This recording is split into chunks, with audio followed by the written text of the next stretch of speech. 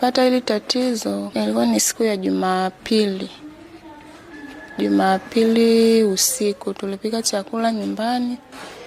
Baada ya kula hicho chakula tukaona hayo matatizo yametuanza. Matumbo tu yakaanza kutuuma.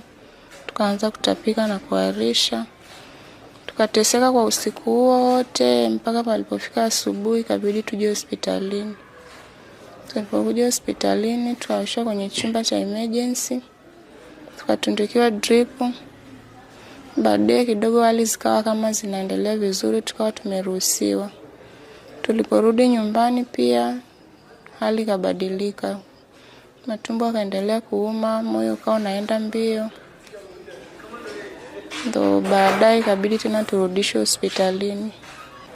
Siku ya Jumatatu tarehe 27 mnamo mida ya saa 3 asubuhi tulipokea wagonjwa 6 ambao 5 wanatoka kwenye familia moja na mmoja ni jirani ambaye inasadikika walikula kitu ambacho kilipelekea wao kuanza kutapika pamoja na kuharisha.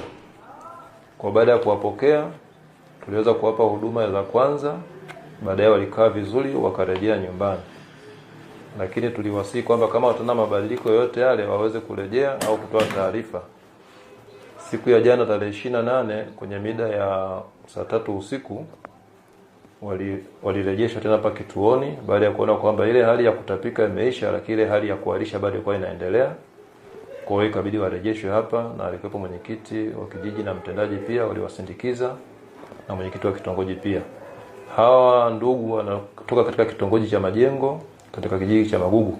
Sasa inasadikika mama wa familia ambaye ana umri wa miaka 26 anauza duka yeye. Sasa siku ya tukio, siku ya Jumapili, alimtuma mtoto akachukue unga wa ngano kilo 1 ili waweze kupika chapati, na ndio ilikuwa mlo wao wa usiku huo. Japo kuna wengine kwa wamepika kande siku ya Jumamosi, wakala pia kande siku ya Jumapili jioni. Lakini baada ya kula hiyo chapati walihisi kwamba kulikuwa na hali ya utofauti.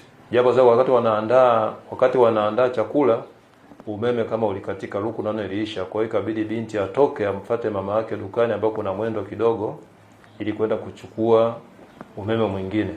Na alikuwa akipikia nje. Sasa mazingira hapo nje hatuelewi kwa aidha kuna mtu alipita au kuna chochote kilifanyika. Kwa wanahisi labda kuna kitu kilifanyika. Kwa hiyo waliweza wakala kile chakula, baadaye kaanza kutapika na kuharisha. Kwa ndio hali kaendelea kwa jinsi. Kwa hiyo tunahisi sisi kitaalamu tunaita ni food poison, kwamba mwingine amekula kitu kibaya ambacho kinapelekea tumbo kuvurugika na kupelekea kutapika na kuharisha.